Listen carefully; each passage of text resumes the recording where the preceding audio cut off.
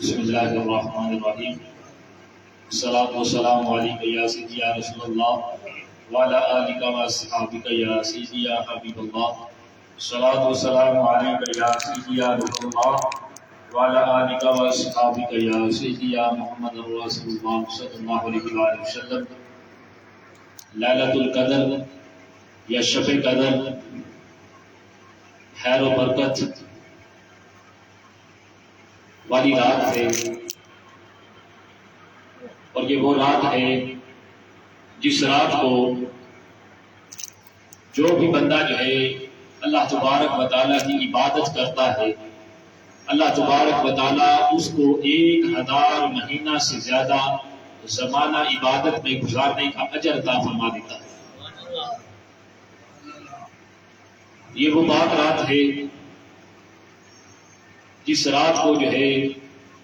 ملائکہ جو ہے آسمان پر سے تشریف لاتے ہیں، اور اس رات ہر طرف جو ہے اللہ تبارک و تعالیٰ اپنی شان جو ہے آسمان دنیا پر تجلی فرماتا ہے۔ قرآن پاک میں اللہ فرماتا ہے لیلۃ القدر خیر من الف شہر، یعنی خیر من الف شہر فرما کر اللہ تعالیٰ نے یہ بتا دیا کہ وہ رحیم اگر چاہے، وہ کریم اگر چاہے تو 1000 مہینہ یا اس سے زیادہ جتنا جو ہے اجر چاہے عطا فرمانا چاہے وہ عطا فرمانے پر قادر ہے۔ اور یہ 1000 مہینہ کم از کم 83 سال اور 4 ماہ بنتے ہیں۔ اتنا اجر جو ہے یہ کم از کم اللہ تبارک و تعالیٰ جو ہے اس ایک رات کے تھوڑے سے عرصے میں جو ہے قلیل مدت میں بندے کو جو ہے وہ نامہ اعمال کے اندر جو ہے اس کے اتنا اجر عطا فرمانے پر قادر ہے۔ یہ کم از کم اجر ہے۔ امام راضی فرماتے ہیں کہ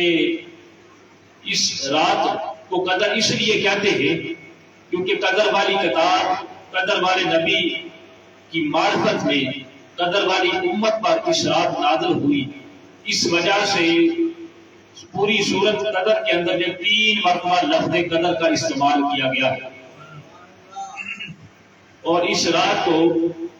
چونکہ ملائکہ فرشتوں کی کثرت کے ساتھ آمد ہوتی ہے، نزول ہوتا ہے، اور مفسرین نے لکھا ہے قدر کے معنی تنگی کے ہیں،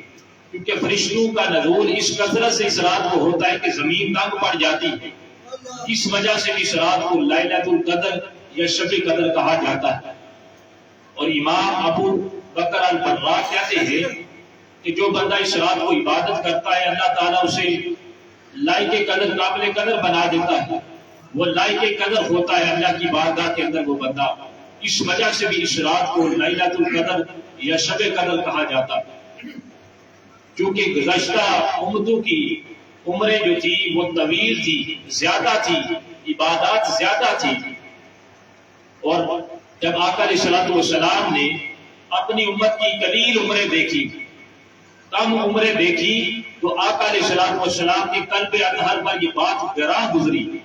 تو اللہ تبارک و تعالیٰ نے اپنے پیارے محبوب صلی اللہ علیہ وآلہ وسلم کے اطمینان خاطر، تسلی اور تشفی کے لیے یہ پھر سورہ قدر نازل فرمائی۔ اور حدیث پاک کے اندر آتا ہے کہ جب یہ سورہ قدر نازل ہوئی تو آقا علیہ الصلوۃ والسلام کا چہرہ مبارک جہاں افروز خوشی سے چمک اٹھا۔ اس سورہ کے اندر اللہ تعالیٰ نے اپنے محبوب کو یہ تسلی دی، یہ تشفی دی، اے محبوب بے شک آپ کی امت کی عمریں تھوڑی ہیں، قلیل ہیں، لیکن ہم اوقات ایسے دیں گے، عبادات ایسے دیں گے کہ تھوڑی قلیل مدت کے اندر جو ہے جو کثیر ثواب عطا ہو جائے گا۔ اسی لیے بخاری شریف کے اندر آتا ہے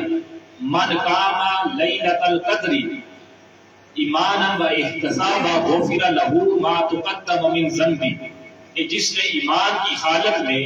اجر و ثواب کی نیت کے ساتھ اور اخلاص کے ساتھ جو ہے شب قدر لیلۃ القدر کی رات جو کہ 27ویں رات ہے، ابن عباس جو ہے رضی اللہ تعالیٰ عنہ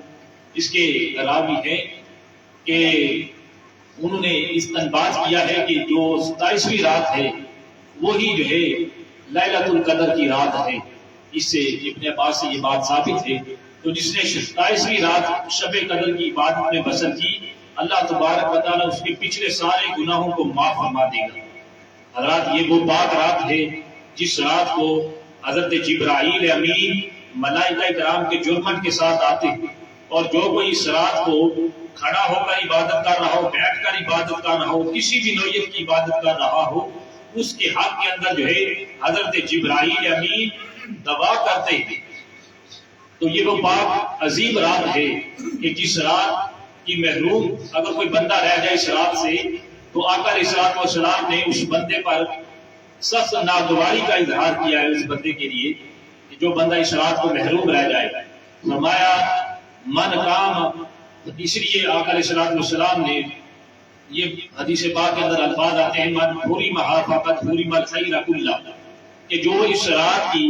جو ہے خیر اور بلائی سے محروم رہ گیا وہ ہر قسم کی بلائی اور خیر سے پھر محروم رہ گیا۔ ولا یحرم اللہ خیر الا محروم، اور اس رات کی